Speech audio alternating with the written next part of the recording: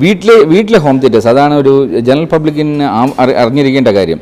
ഒരു നല്ല 2K പ്രൊജക്ടറിന് നമുക്കൊരു 1 ലക്ഷം മുതൽ 1.25 ലക്ഷം രൂപ വരെ കൊടുത്തു കഴിഞ്ഞാൽ വളരെ ഏറ്റവും ബെസ്റ്റ് 2K പ്രൊജക്ടർ നമുക്ക് കിട്ടും.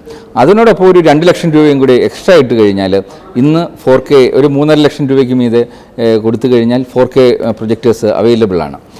ഇനി അടുത്തതിന് ഇതിന് പാരലായിട്ട് തന്നെ ഒരു ലേസർ പ്രൊജക്ടേഴ്സ് വരുന്നുണ്ട്. അതിൻ്റെ ഇപ്പോൾ ഇവിടെ സപ്ലൈ തുടങ്ങിയിട്ടില്ല. അതും ഇതിന് ഇക്വലൻ്റായിട്ട് വരാവുന്നതാണ്. പക്ഷേ റൂം സൈസ് വളരെ കുറവാണെങ്കിൽ ഒരു 4Kയും 2Kയുമായിട്ട് നിങ്ങൾക്ക് ഒരു വലിയ വ്യത്യാസം, കാര്യം രണ്ടിനും ഓൾമോസ്റ്റ് സെയിം ആണ്.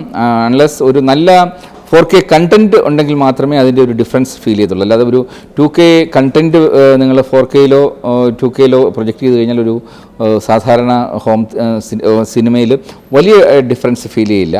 എങ്കിലും ഞാൻ പേഴ്സണലായിട്ട് എന്നോട് റെക്കമെൻഡ് ചെയ്യാൻ പറഞ്ഞു കഴിഞ്ഞാൽ ചെറിയ ഒരു 150 to 200 സ്ക്വയർ ഫീറ്റിൻ്റെ റൂമാണെങ്കിൽ 2K പ്രൊജക്ടറിൻ്റെ ആവശ്യമേ ഉള്ളൂ. പക്ഷേ കുറച്ചുകൂടി വലിയ സ്ക്രീനാണ്, അല്ല കുറച്ചുകൂടി നിങ്ങൾ ദീർഘവീക്ഷണത്തോടുകൂടി ചെയ്യുകയാണ് 4K കണ്ടൻസ് ഒട്ടും ക്വാളിറ്റി ലോസ് ഇല്ലാതെ കാണണം. അല്ലെങ്കിൽ ഒരു 2 ലക്ഷം 2.5 ലക്ഷം രൂപ നിങ്ങൾക്ക് എക്സ്ട്രാ കൊടുക്കുന്നത് വലിയൊരു ബുദ്ധിമുട്ടല്ല എന്ന് തോന്നിയാൽ തീർച്ചയായിട്ടും 4K തന്നെയാണ് ഒരു ലോങ് ടേമിന് നല്ലത്.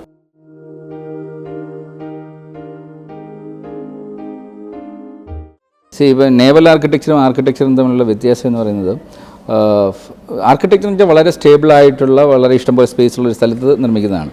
ഈ നേവൽ ആർക്കിടെക്ചർ എന്ന് വെച്ചാൽ ലോകത്തിലെ ഏറ്റവും മോസ്റ്റ് അൺസ്റ്റേബിൾ കണ്ടീഷനിൽ, അതായത് ഓരോ നിമിഷവും മാറി മറിയുന്ന കടലിൽ ഏറ്റവും അൺസ്റ്റേബിൾ കണ്ടീഷനിൽ വളരെ പരിമിതമായ സ്ഥലത്ത്, കാര്യം അവിടെ ഓരോ സ്ക്വയർ ഇഞ്ച് സ്ഥലവും വിലയേറിയതാണ്. കാര്യം ഞങ്ങളൊക്കെ ഡിസൈൻ ചെയ്യുമ്പം ഒരു സ്ക്വയർ ഫീറ്റ് സ്ഥലം എക്സ്ട്രാ വന്നിട്ടുണ്ടെങ്കിൽ ഞങ്ങൾ വർക്കൗട്ട് ചെയ്യും 20 വർഷത്തിലേക്ക് അത് എത്ര കോസ്റ്റ് അഡീഷണൽ ആകും എന്നുള്ളത്.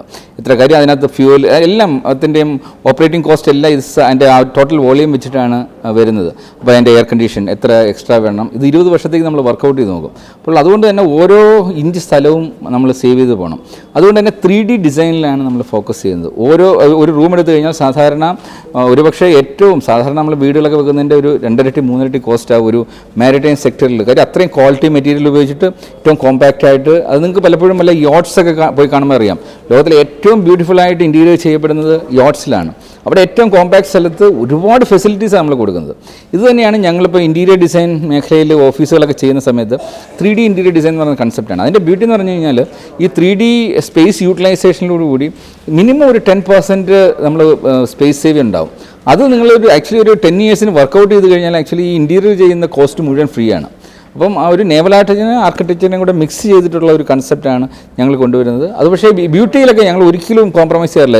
എസ്പെഷ്യലി യോട്ടിംഗ് ഫീൽഡിൽ നിന്നുള്ള എക്സ്പീരിയൻസ് ഉള്ളതുകൊണ്ടാണ് ഞങ്ങളെല്ലാം ഇൻറ്റീരിയേഴ്സിനകത്ത്, ഈവൻ പേരിസ് പ്ലസ് തിയേറ്റർ ചെയ്യുമ്പോൾ പോലും ഞങ്ങളതിൻ്റെ അകത്ത് ഏറ്റവും നല്ല മികച്ച രീതിയിൽ, കാര്യം ആ ലക്ഷറിയിൽ ഒരു കോംപ്രമൈസും ചെയ്യാതെ ചെയ്യുന്നത് അതുകൊണ്ടാണ്. നാച്ചുറലി ലക്ഷറിക്ക് പിന്നാലെ പോകുമ്പോൾ സ്വല്പം എക്സ്പെൻസ് കൂടും, പക്ഷേ അത് നിങ്ങൾക്ക് അഫോർഡ് ചെയ്യാൻ പറ്റുമെങ്കിൽ തീർച്ചയായിട്ടും അതിനുള്ള ഒരുപാട് സാധ്യതകളുണ്ട്.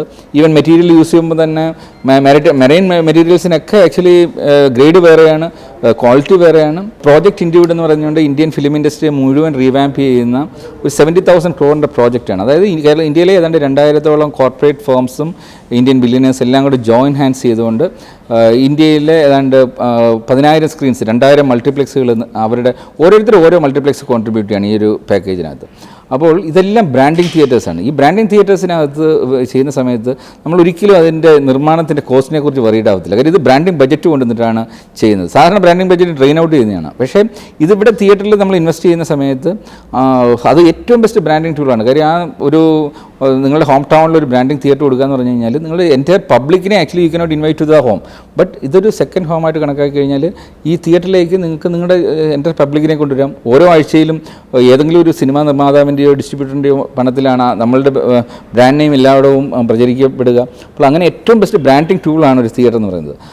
അങ്ങനെ വരുമ്പോൾ ഈ തിയേറ്ററിനകത്ത് ഉപയോഗിക്കുന്ന എല്ലാ മെറ്റീരിയൽസും നല്ല നല്ല എക്സ്പെൻസീവ് മെറ്റീരിയലും ക്വാളിറ്റി മെറ്റീരിയലും ഉപയോഗിക്കുമ്പോൾ തീർച്ചയായിട്ടും അത് ജനങ്ങൾക്കൊരു വലിയ അനുഭവമാണ്. അതുകൊണ്ട് തന്നെ അവർ വീണ്ടും ഈ തിയേറ്ററിൽ വരാനും എൻജോയ് ചെയ്യാനും അതുപോലെ തിയേറ്റർ മെയിൻ്റനൻസ് ഒക്കെ അതിനൊക്കെ നമുക്ക് ഒരുപാട് എക്സ്ട്രാ ബഡ്ജറ്റ് ഉണ്ടാവും. അപ്പോൾ അതുകൊണ്ടാണ് ബ്രാൻഡിങ് ബഡ്ജറ്റിനെ ഞങ്ങൾ പ്രൊമോട്ട് ചെയ്യാൻ ശ്രമിക്കുന്നത്, ബ്രാൻഡിങ് മൂവീസിനെ ബ്രാൻഡിങ് സിനിമകളെ പ്രൊമോട്ട് ചെയ്യാൻ ശ്രമിക്കുന്നത്.